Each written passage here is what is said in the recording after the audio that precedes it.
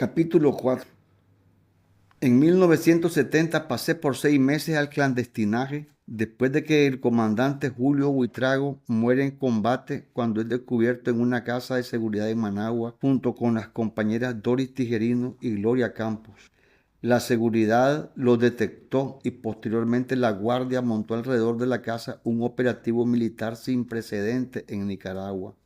Rodean la casa, la manzana y el barrio entero en un tercer cerco. Julio se fajó con la guardia. Muere él solo después de horas de resistencia en aquella casa. Es uno de los más grandes entre los grandes que ha tenido el FSLN. Fue de los que forjó la gran leyenda de invencibilidad del Frente Sandinista en el pueblo, o bien la que el pueblo forjó del Frente Sandinista. Esa leyenda se hizo en base a los hechos históricos concretos. El primer hecho histórico concreto contemporáneo en ese combate heroico de Julio Buitrago del 15 de julio de 1969. Y la Guardia cometió el error de pasar por televisión el combate. Nosotros vimos sentados frente a la pantalla de la televisión del Club Universitario de León como una gran cantidad de guardias colocadas en grupos en diferentes sitios de 2 en 2 o de 3 en 3, de pie detrás de los árboles o de los vehículos, de rodilla en tierra detrás de los muros o desde la posición de tendido, disparando contra la casa. El reportaje era sin sonido. Veíamos nosotros con avidez cómo las armas automáticas expulsaban con una gran velocidad los casquillos. Agudizábamos la vista y veíamos cómo saltaban pedazos de concreto, cemento, madera, vidrio, pintura, cuando centenares de miles de impactos de bala golpeaban contra la casa. Y también veíamos cuando salía el cañón de la subametralladora de Julio por la ventana del balcón y se veía el humo de las ráfagas con que Julio contestaba. Al rato veíamos aparecer en la ventana de abajo del primer piso o por la otra ventana del mismo primer piso o por la puerta del segundo piso que daba a la calle. De repente veíamos que Julio no aparecía, pero que la guardia no se movía y veíamos que nadie seguía disparando y que habían como reuniones de jefes de la guardia afuera y luego la guardia empezaba a avanzar hacia la casa y de repente aparecía Julio disparando por cualquiera de los puntos que ya te dije y los guardias salían en carrera para atrás y nosotros gozábamos con eso porque veíamos que la guardia le tenía miedo a las balas que Julio les tiraba. Y cuando veíamos que Julio le pegaba a algún guardia, gritábamos enojados, malditos, así quieren. Luego llegó una tanqueta y los guardias se vio que se alegraron. La tanqueta se puso frente a la casa, como a 15 metros frente a la casa. Nadie disparaba, ni los guardias ni Julio. Recuerdo que era de tarde y los guardias se secaban el sudor con pañuelos. Hubo un gran silencio. La tanqueta disparó. Nosotros pelamos el ojo cuando vimos que la tanqueta hizo saltar en pedazos la pared y decíamos, tal vez no le dan, tal vez no le dan. Después del disparo de la tanqueta se vio que los jefes gritaban a los soldados para que avanzaran sobre la casa. De la casa no contestó nadie.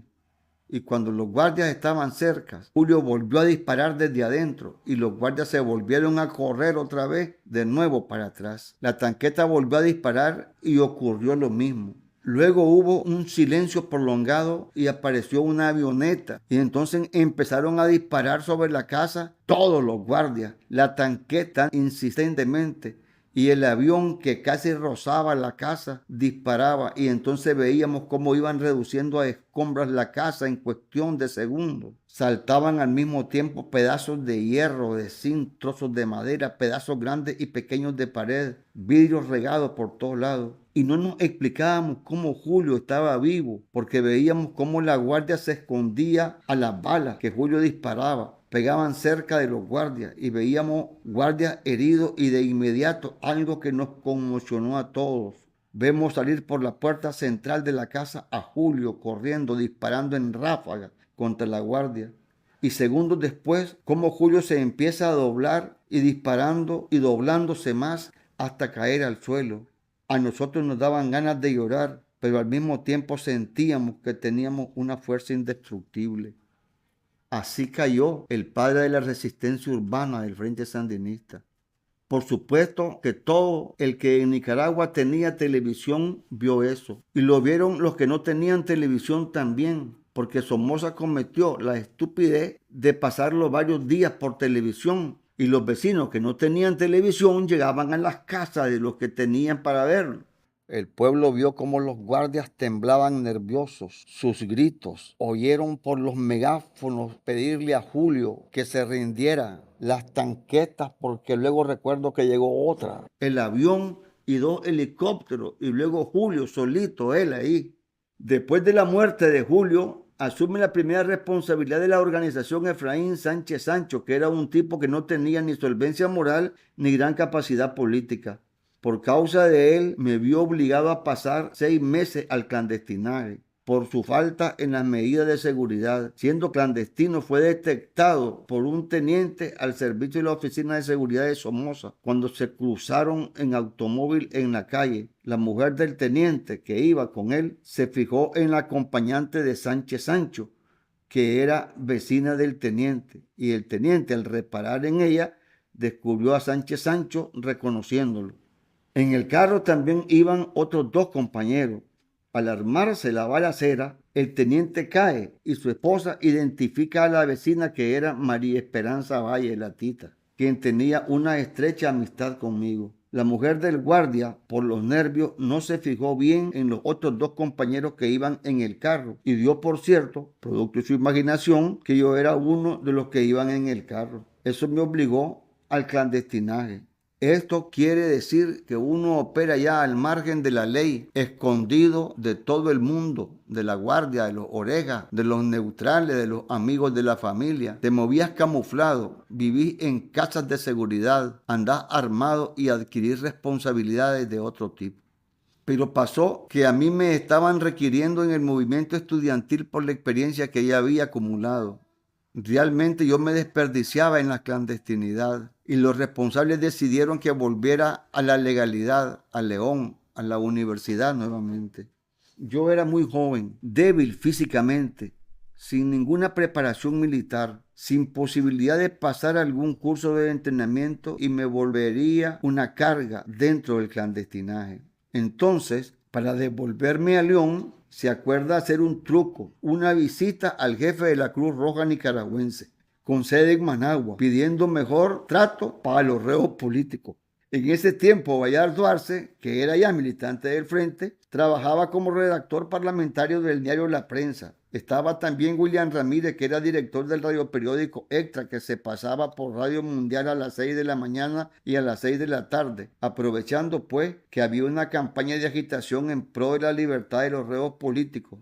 Para ello, invitamos a Monseñor y a algunos abogados de prestigio, de forma que la comisión del CUN acude a la Cruz Roja una mañana como a las 10 y a mí me pasan directo de la Casa de Seguridad a la puerta de la Cruz Roja a encontrarme con la comisión del CUN, poniéndome al frente de ella y entrando al edificio. Pura cáscara. Era rifa, porque yo aparezco como que nunca he estado clandestino. Y los periodistas como que no supieran nada. Empiezan a sacarme fotos, y a hacerme entrevistas preguntando por la misión en que andaban. En la misma tarde aparezco retratado en la primera página de la prensa. Luego al obispo y mis compañeros del CUN gesticulando frente al presidente de la Cruz Roja. El pie de foto decía: Bachiller Omar Cabeza, el delegado del CUN, pide a Monseñor y a la Cruz Roja nicaragüense interpongan sus buenos oficios ante el general Somoza para mejorar trato de los reos políticos. Eso era una prueba evidente de que yo nunca había estado clandestino, que no andaba huyendo, que si no me veían en León era porque estaba trabajando en Managua con el CUN. Y así volví a mi pueblo por la noche. Al día siguiente me fui tempranito para la Facultad de Derecho a meterme a clases de Derecho Romano. Qué vida esta, ¿verdad? Casi inmediatamente después empezamos a trabajar con el gato en el CUN. El gato Munguía llegó a ser el primer presidente del CUN lanzado por el FER, que alcanzó esa responsabilidad precisamente por decir públicamente que era del FER y que estaba de acuerdo con el FSLN. El FER tuvo el poder del CUN en 1960-1964, pero sus candidatos a la presidencia no decían públicamente que eran del FER, menos aún que eran marxistas. Del 63 al 70 fue un periodo de gobierno estudiantil social cristiano. El Gato fue el primer presidente del CUN que llegó repitiendo aula por aula que él era comunista y sandinista. Y Fer fue en 1970. La elección del Gato o la campaña del Gato a la presidencia del CUN fue muy agitada. El FER tenía casi 100 miembros, la mayoría eran del año básico. El contrincante del Gato era un social cristiano que se las daba de Adonis, pero el Gato no era feo y hasta por ahí le hacíamos competencia. El Gato era también de ojos azules, pero a mí me preocupaba que era un poco trompudo. Entonces yo le decía, Gato, esconde la guayaba.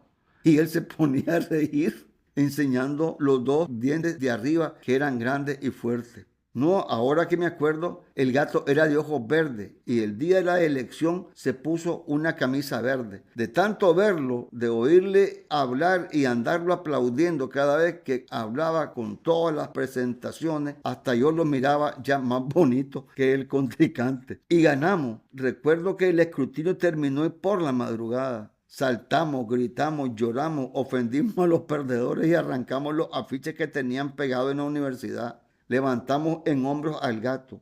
Eso era toda una histeria colectiva. Abrazos, besos, suspiros, abrazos abiertos. En fin, íbamos al poder por primera vez en la universidad. Vive el Frente Estudiantil Revolucionario, vive el FCLN, vive Carlos Fonseca, vive el comandante Julio Buitrago, hasta quedar roncos, desvelados de hacer mantas, de hacer afiches, de inventar consignas, de preparar eventuales respuestas a preguntas que le hicieran los adversarios a Edgar en las presentaciones. Cansados, practicando con el Gato cómo debía pararse en el auditorio, cómo debía agarrar el micrófono, los gestos que debía hacer cuando le hicieran preguntas malintencionadas o al saludar a las votantes femeninas, cansados de no dormir y estar soñando despiertos a medianoche, a mediodía, en la madrugada, cansados de hacer el amor con nuestras novias en los ratos de descanso, casi sin voces de tanto gritar, pero ahí al filo de la madrugada, con el viento soplando a las 3 de la mañana en las paredes del recinto universitario Rubén Darío de Managua, nosotros los que habíamos sido 3 o 4 éramos como 500 y nosotros los que éramos 3 o 4 éramos los líderes de un montón de jóvenes que al igual que nosotros, un par de ellos antes empezaban a asomarse por la vida política estudiantil, que al igual que nosotros, muchos de ellos, muchísimos de ellos, irían hasta la victoria o hasta la muerte. Y eso así fue. Digamos que este triunfo marca un salto cualitativo, es la culminación de toda una fase y el inicio de una nueva. La victoria del FER en las elecciones del CUN nos dio grandes ventajas para el desarrollo del trabajo político organizativo, porque el mero hecho de ser nosotros los dueños de la oficina del CUN implicaba que ya teníamos en primer término un local para reunirnos que no fueran nuestras casas o las piezas estudiantiles de alquiler. Implicaba que teníamos máquinas de escribir, que teníamos fotocopiadoras, que teníamos mimeógrafos para imprimir y lo que era mejor aún, dinero. Es decir, el ascenso del FER al CUN nos permitió hacer uso de las estructuras legales y públicas de la universidad para desarrollar trabajos del FSLN y del FER y trabajos del CUN. Hasta entonces nosotros habíamos costeado al FER, que las cuotas que dábamos semanalmente y eso era demasiado poco. Ahí se nos dio un problema en chiquito, igual al problema que se nos da de ahora en grande. Aunque nos hacían falta cuadros para el trabajo del FER, ahora teníamos que sacar cuadros del FER para atender al CUN. Nuestro primer hombre, que era el Gato, el más experimentado del FER, el más viejo del FER, tenía que dedicarse al CUN, desplegar toda una labor política, pero también ponerse al frente de las reivindicaciones más sentidas de los estudiantes, para que los estudiantes estuvieran contentos con la gestión nuestra, para que los estudiantes vieran la ventaja y lo positivo de que el FER estuviera en el poder en la universidad y volvieran a votar por nosotros el año entrante. Para nosotros esto era una necesidad porque a través de las luchas estudiantiles del CUN podíamos seguir captando para el FER a los compañeros que más se destacaban. Y como te decía, nos permitía ocupar las estructuras y los recursos económicos del CUN para invertirlos en propaganda para el trabajo, no solo del CUN y del FER, sino del FSLN. Antes teníamos que robar en la universidad, nos metíamos a las dependencias administrativas. Los bolsos de las compañeras eran famosos porque ahí echábamos engrapadoras, remas de papel, crayones para hacer afiches, nos robábamos gomas, grapas. Todo lo que podíamos robar lo robábamos. Y qué alegría la de nosotros cuando conseguimos 200 pesos para comprar 10 sprays y hacer cartulinas, mantas y pintar las paredes de la universidad y de la ciudad. Mantener el poder en el CUN significaba tener dinero para todo eso. A partir de que el FER triunfó en la universidad, los robos descendieron sensiblemente en el alma mater. Uno es bandido cuando es estudiante, ¿verdad?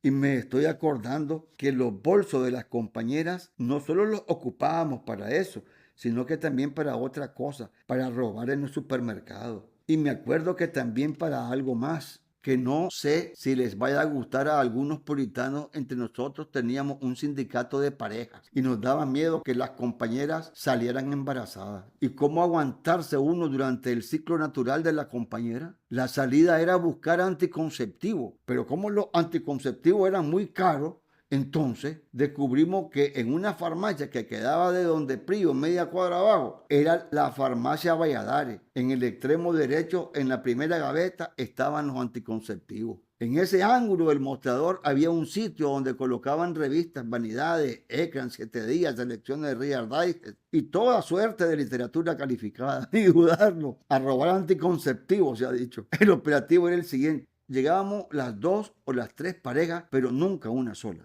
Como éramos compidadores, ya sabíamos a qué hora del día había menos personal en la farmacia. Al mediodía, a la hora del almuerzo. Solo quedaba una mujer pelito corto, vestido de blanco, con una gran cara de aburrida, más que de aburrida, de amargada. Entonces llegábamos y una pareja le montaba un operativo de distracción. Preguntábamos por una medicina que ya sabíamos que estaba en el extremo opuesto y en la parte de arriba, de suerte que la mujer, para poder despacharla, tenía que subirse encima de una silla y dar la espalda totalmente a la gaveta en la que estaban los anticonceptivos. Entonces la otra pareja se ponía como que estaba viendo revista, como que estaba viendo y ¡fa! Abría la gaveta. Yo recuerdo que cuando me tocaba a mí, abría la mano todo lo que podía hasta que me quedaban tilintes los dedos, y cuando cerraba el puño encima de los anticonceptivos, agarraba lo más que podía la compañera que ya estaba a mi espalda cubriéndome por cualquier cosa y vigilando a la mujer que despachaba la medicina en el otro extremo. Echaba los anticonceptivos en el bolso de la compañera y el operativo quedaba cerrado. Recuerdo que eran unas inyecciones que tenían un mes de efectividad. ¿Te imaginas vos qué es eso? Un mes sin preocupaciones, sin tensiones. Luego salíamos agarrados de la mano. Nos hacíamos la seña con la otra pareja y nos íbamos todos de los más felices y ni siquiera esperábamos llegar al apartamentito para ver cuánto nos habíamos traído. Y va risa y va besitos en la mejilla en la calle. Yo creo que, como se dice, nosotros irradiábamos juventud en ese tiempo.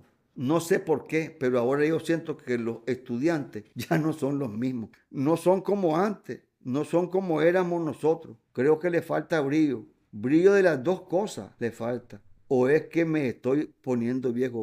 Ese mismo año de 1970, el FER orientó al CUN luchar porque se ampliara el cupo de primer ingreso de estudiantes del primer año de medicina. Entraban 50 nada más y nos planteamos la conquista de 100. Por supuesto, conseguimos movilizar a todos los estudiantes, fundamentalmente a los del año básico, que en León eran unos 1.500 y en Managua como 2.000. El gato Munguía se puso en la cabeza de los estudiantes y tras el gato nosotros, los mismos de siempre, agitando, organizando, haciendo mitines, tomándonos los edificios de la universidad, reventando bombas de mecate, poniendo parlantes, sentándonos en la calle frente a la universidad, discursos, canciones, guitarras, poemas, diálogos con las autoridades, comisiones para acá, comisiones para allá, y salían caras nuevas, nuevos rostros nuevos, con futuro y destinos insospechados en aquel tiempo, estudiantes que cuando encontraban motivación dentro de la lucha reivindicativa, entonces nosotros podíamos hacer trabajo político sobre ellos. Y surgían nuevas figuras, nuevos muchachos, nuevas muchachas, nuevas sonrisas como la de Roberto Buembe, que tenía una dentadura bien pareja y en ese tiempo era medio hippie. Andaba de caites, de camiseta, pantalones manchados, peludo como Iván Montenegro, que era gordo, medio gordo, mejor dicho, era bien recio, pero flojo. Siempre de camisa banlón y pellizcándose la cara. Y así, de lucha en lucha, de reivindicación en reivindicación, íbamos captando lo mejor de los estudiantes que entraban a la universidad. Esto le dio un gran impulso al Frente Estudiantil Revolucionario, al FER. Ganamos la lucha por los 100 en medicina y volvieron nuevas luchas y nos planteamos la reforma universitaria. Estudiamos la reforma de Córdoba y queríamos cambiar nuestra universidad y luchábamos para cambiar el contenido de los programas de estudio y podíamos fuertes sumas de dinero al frente de las arcas del CUN. Recuerdo una vez nos querían expulsar a 2 compañeros de la Facultad de Medicina. Nos tomamos el edificio de la Facultad de Derecho, que era de estilo colonial, donde estaban refugiados los más reaccionarios y oscurantistas de los profesores de la universidad, salvo honrosas excepciones que enseñaban con programas de estudio individualistas donde se defendía la constitución política de Somoza, donde se hacía apología de la democracia representativa de Somoza, donde se nos instruía a respetar por sobre todas las cosas el Código Civil. Estaban justo a tono los profesores, los programas y la arquitectura del edificio. Y como para ponerle un acento irónico a la situación, a la entrada de la facultad, un letrero grabado en la pared que decía Sic itur ad astra, que significa por aquí se va a las estrellas.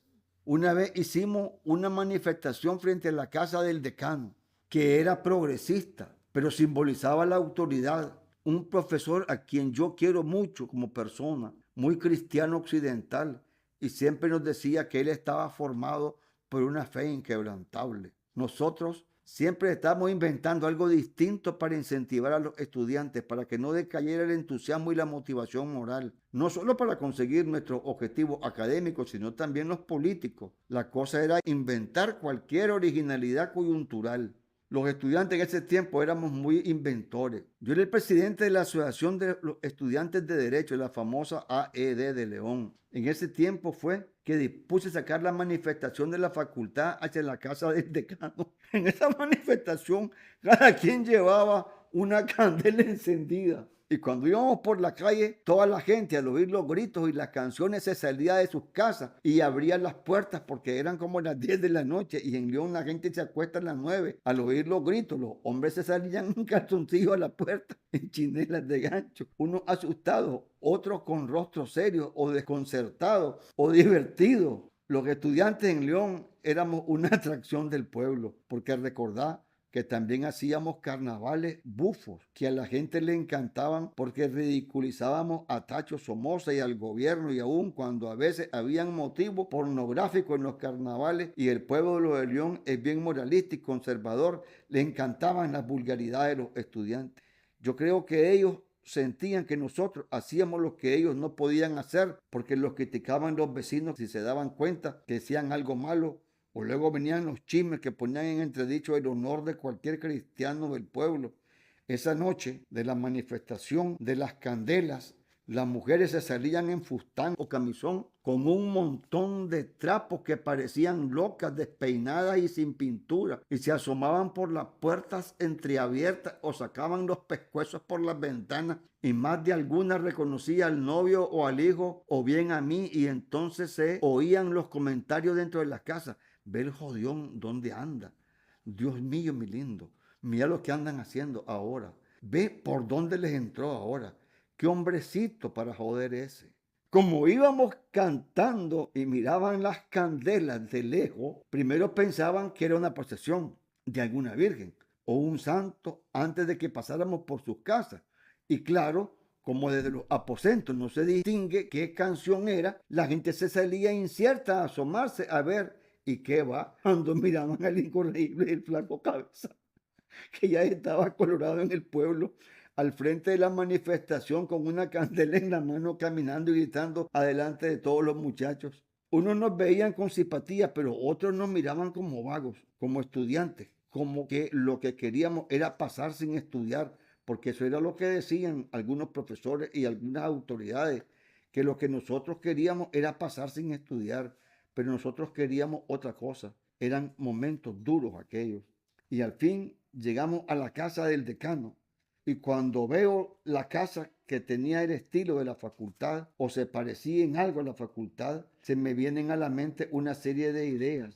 El oscurantismo de muchos profesores, enseñándonos a creer, a respetar y defender jurídicamente la sacrosanta propiedad privada. Se me cruza por la cabeza lo que nosotros queríamos. Se me cruza por la cabeza la fachada de la facultad. Y recuerdo el lema Sic itur ad astra y a la libertad por la universidad. Entonces me dije yo, qué absurdo. Y le arrebato un spray de pintura a un compañero y me paro frente a la acera de la casa y le pregunto a los estudiantes, ¿ustedes creen que con la enseñanza que se da en esa facultad de Derecho se vaya hacia las estrellas o hacia la luz? Y todos los estudiantes contestaron, no. A continuación, en un arranque firme y con gran convicción, pinté con letra de molde y de prisa en la nítida pared blanca de la casa del decano, por aquí se va al siglo XV. A continuación, porque mi decano era y es muy religioso y en León el día de la Virgen de la Mercedes, que es la gran patroncita de León, todo el mundo pone candelas por la noche en las aceras de las casas. Entonces nosotros le dejamos en la acera de su casa a mi querido decano no menos de 500 candelas encendidas.